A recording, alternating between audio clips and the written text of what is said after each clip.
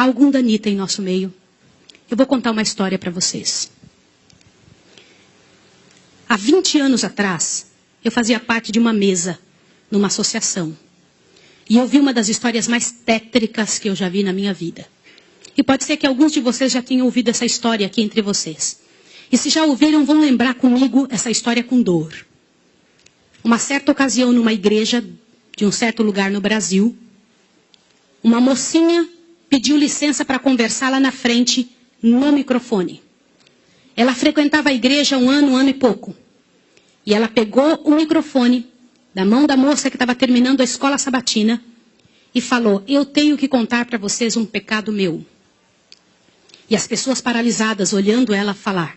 E ela disse: eu quero contar para vocês. Estava ali na igreja naquela hora, o pastor se arrumando ali, ajeitando alguma coisa, a esposa do pastor com os 2 filhos, mais ali no lado da esquerda, da minha esquerda, e a igreja toda ali junta. Vocês sabem que entre a escola sabatina e culto a igreja fica bem cheia?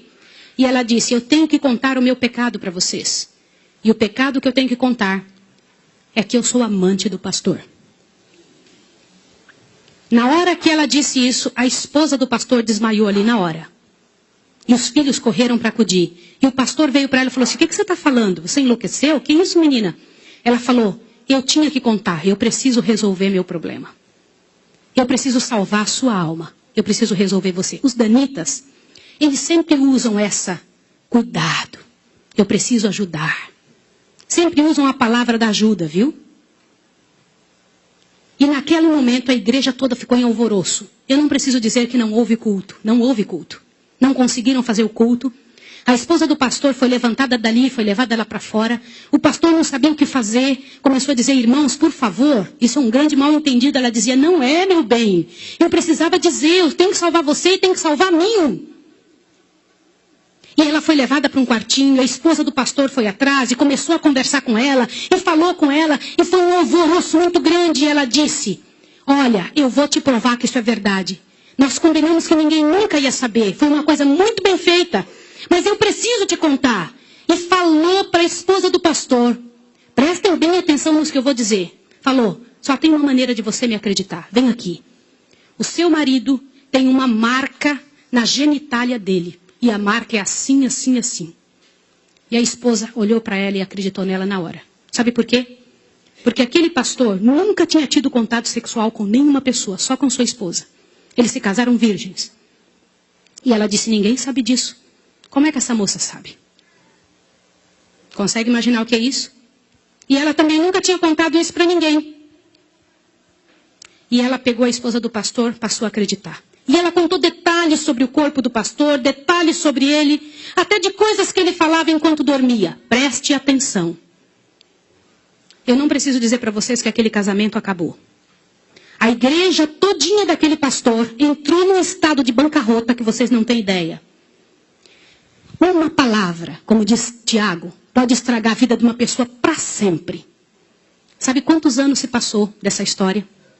Até que eu fiquei sabendo, isso foi há 20 anos atrás que eu fiquei sabendo. Já tinha se passado 20 anos que isso tinha acontecido. Por que eu fiquei sabendo dessa história? Foi numa mesa, numa comissão, numa associação. O presidente um dia nos chamou e disse o seguinte: irmãos, eu preciso da ajuda de vocês e oração por algo. O que foi? Há 20 anos atrás aconteceu a história de um pastor e contou toda a história para nós. Foi numa igreja assim, assim, assim, e nós tiramos a credencial desse pastor. E esse pastor foi para um sítio e ficou sozinho. A esposa dele é casada, tem outros filhos, está vivendo a vida dela. Mas eu fui chamado, olha o presidente nos contando. Eu fui chamado há alguns dias na casa de uma senhora com os cabelos todos brancos morrendo de câncer. E essa mulher morrendo de câncer pediu muito para falar com o pastor. Mas tinha que ser o presidente da igreja adventista. E eu fui até lá porque eu sou o presidente. Quando eu cheguei lá, a mulher me contou que ela tinha sido a moça que tinha falado aquilo do pastor. A amante, a suposta amante do pastor. E ela contou para o presidente que ela havia inventado toda essa história. Mas como que ela sabia dos detalhes do corpo do pastor? Na ocasião em que ela tinha se apaixonado pelo pastor, ela trabalhava como faxineira dentro do hospital. E o pastor foi internado, prestem atenção, internado para uma cirurgia de apêndice e passou muito mal. E ela era amiga de uma enfermeira. E entrou dentro do quarto junto com a enfermeira, destampou o corpo do pastor e olhou o corpo do pastor todo, durante o tempo em que o pastor estava dentro do hospital em coma. E quando o pastor falava algumas coisas, ela ouviu o que o pastor falou e ela olhou os detalhes do corpo do pastor e guardou. Satanás plantou na cabeça dela 1 ano e ela formulou e acabou com a vida do pastor. E o presidente pegou uma credencial, foi lá no sítiozinho onde o pastor o coitado daquele pastor, o caluniado estava, e ele chegou para ele e falou, junto com uma comitiva dos irmãos, pastor, eu vim aqui te entregar a sua credencial de novo, nós descobrimos que era mentira. Sabe qual foi a resposta do pastor, irmão? O pastor disse assim, vocês me devolvem minha família e meus filhos também? Vocês me devolvem minha reputação? Se vocês não devolverem junto, eu prefiro ficar aqui. E esse pastor, uns dias atrás, eu soube que ele morreu lá naquele lugar. Quem foi a assassina daquele pastor? Não foi só aquela mulher, foram todos que falaram junto. Porque, gente, quando acontece um inferno desse, uma multidão de gente sofre, uma multidão de gente machuca. Fica machucado. Meus irmãos, vocês me perdoem ter que falar sobre isso, mas é verdade.